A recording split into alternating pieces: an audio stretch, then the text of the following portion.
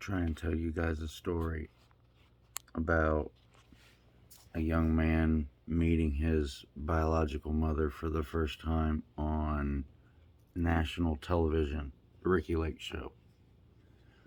Um, I'm about 14 years old, running the streets. I had grown up in foster care.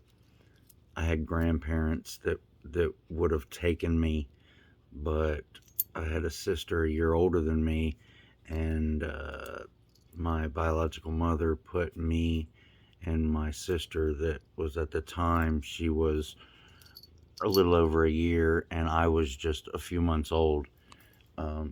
They put me in foster care. We were there for a little over a year. My grandparents found us, adopted me and my older sister. At that point, we were both still toddlers.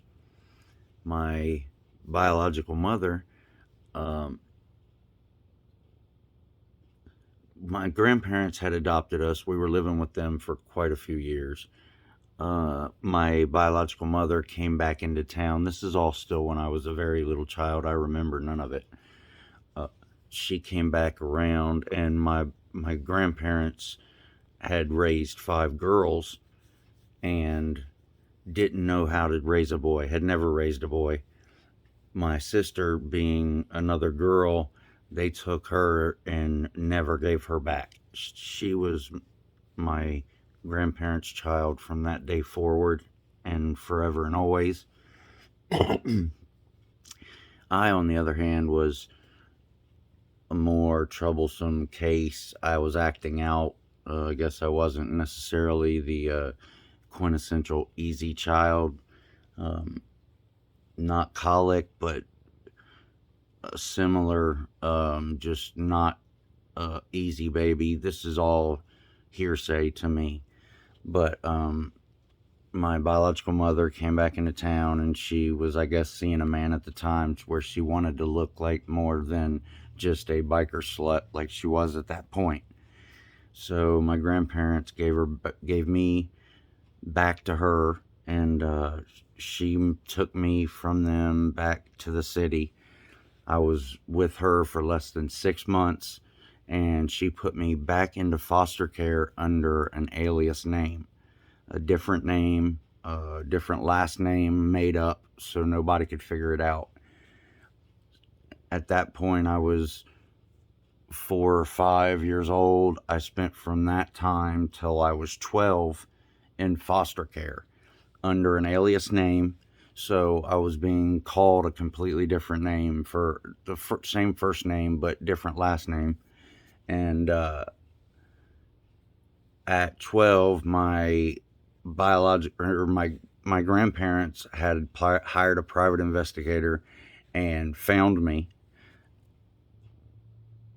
through the court system. Got me. At that point, I was still just living in a foster home with a bunch of other foster kids. It was basically like a camp, and it was a foster facility. And nobody was fostering me out in a private home. I guess I had a bedwetting problem, and I was ADHD and hyper bipolar. I took the highest prescription of Ritalin that you could give a kid. Um, Schools never even, like, I still can't read at all, really. They never took the time to teach me because, I wasn't getting taught at home or anything, so I wasn't out, acting out. So I ended up just getting thrown to the wayside through every year of school. That's why I quit in the 7th grade and never went back. But I was at 12 years old. My grandparents found me in this foster home. They pulled me out of the foster home and brought me to the country where they were living, and the foster home that I had been in, and even the times that I had spent with my biological mother, I was in the city. And being going from a dorm kind of place where I had literally 6 other people in the room that I was in, 6 other boys, and in the city where we ran the streets all day, even as children, we just basically had to be in by street lights to the place that they had us was right in the middle of town. Like, we didn't have no grass. It was just a big giant pavement lot outside of the building we were living in. So country was like a shock to me. But they came and got me, and they moved me to the country where it was way out in the country. And at this point, I had already been fighting for table scraps. So the unruly child that everybody knew, and the one that my grandparents couldn't handle in the first place, that were willing to give me back to my biological mother, which I didn't touch base on this. She was a very drug party animal. Like, that's what she did to survive. And that's how she got through life. And at that point, they took me to the country, and I hated it. So I was acting out even more. Very bad kid, getting in trouble a lot.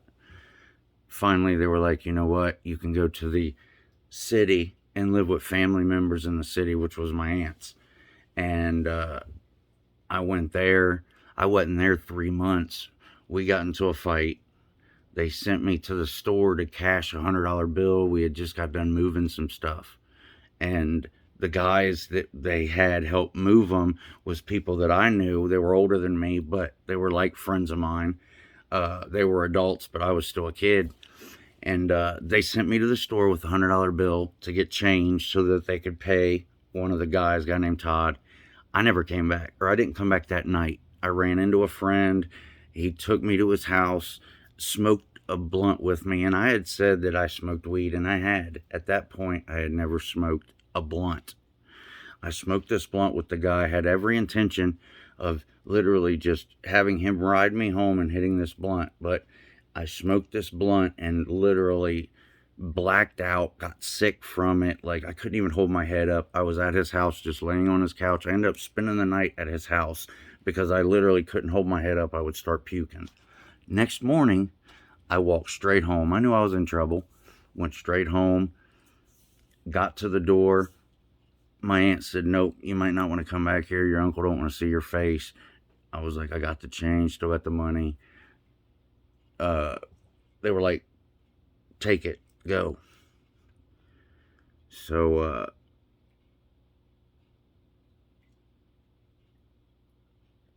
I started running the streets. Started just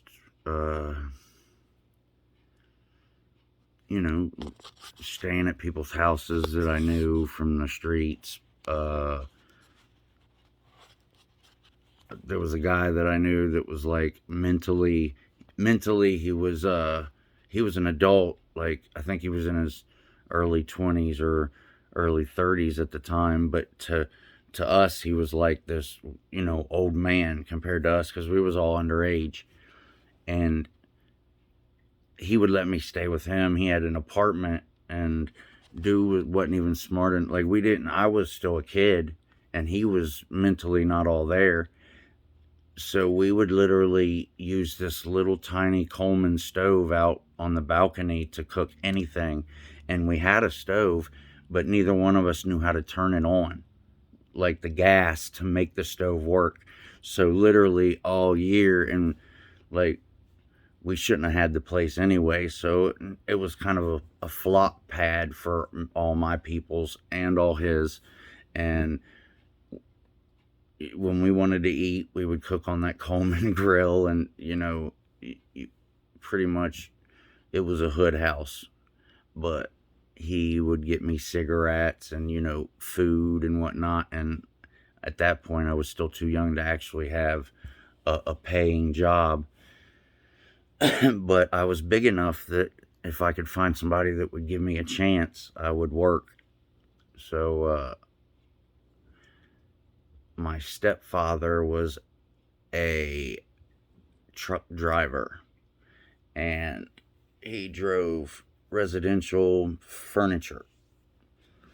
And basically, when I quit school, being as though the city that I lived in was a city called Norwood, it's a 2 mile square.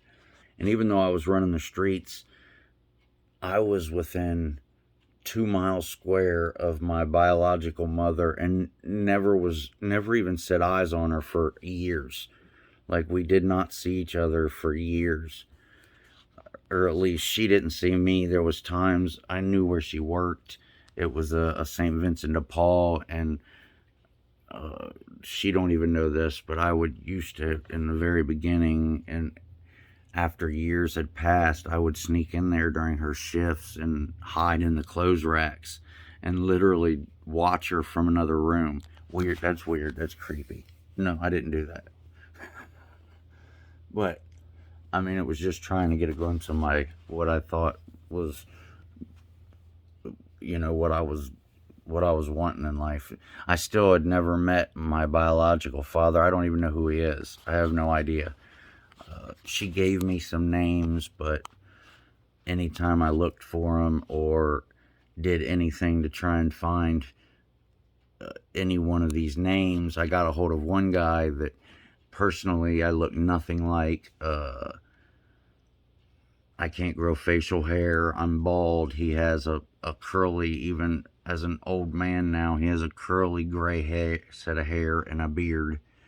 And and that's who she says is most likely my father, but he completely denies it. And when he completely denied it and he basically said, here's a list of 5 men that you can look up, and any one of them could be your dad as well, because your mom slept with them as well.